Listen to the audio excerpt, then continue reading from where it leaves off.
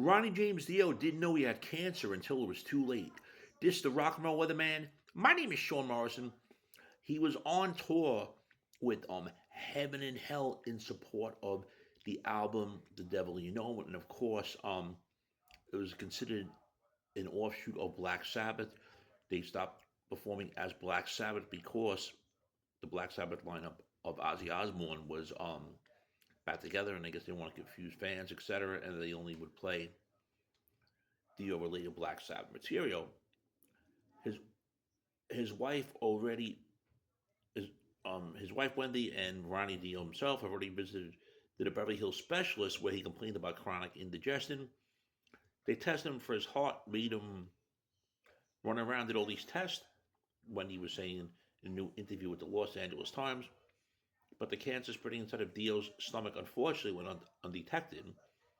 So he left the tour in support of Heaven and Hell's new album, The Devil You Know, beginning May of 2009 in Europe.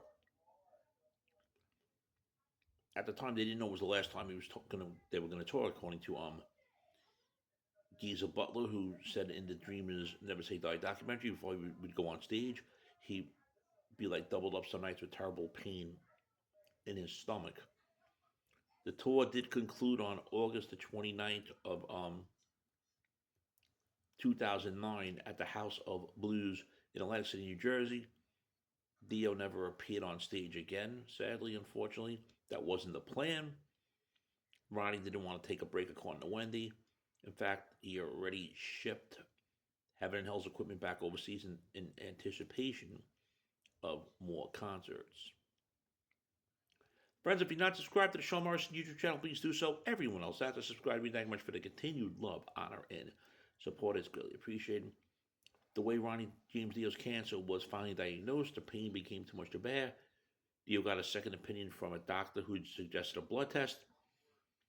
Cancer was diagnosed, but Wendy says Dio couldn't immediately get an appointment at Houston's well-regarded MD Anderson Cancer Research, so they turned to the Mayo Clinic in Minnesota. The news was sobering. The doctor there said, "There's nothing we can do for you. You should just go home and get your stuff in order." Oh, God. It's really crazy that doctors do say that. It was terrible. It was horrible. They went to the hotel, both cried their eyes out. Then they got a text saying they had an appointment at MD Anderson. And Dio got a late assist from Tony Martello, the TJ Martello Foundation, who helped secure the appointment at that Texas facility.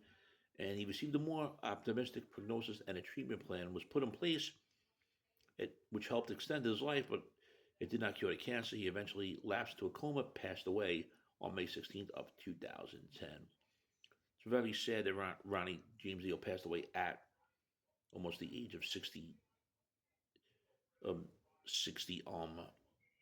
He was going to be 68 that July, I believe. Was it? Yeah, he would have been 68. And if Ronnie was still alive today, he'd be 80. He'd be 82 years old, and he'd be freaking kicking ass all over the globe. Could be with Heaven and Hell, could be with Dio, could be with anybody, because his voice was fucking awesome till the end. Rest in peace, Ronnie James Dio. You are missed. Shame, shame, shame.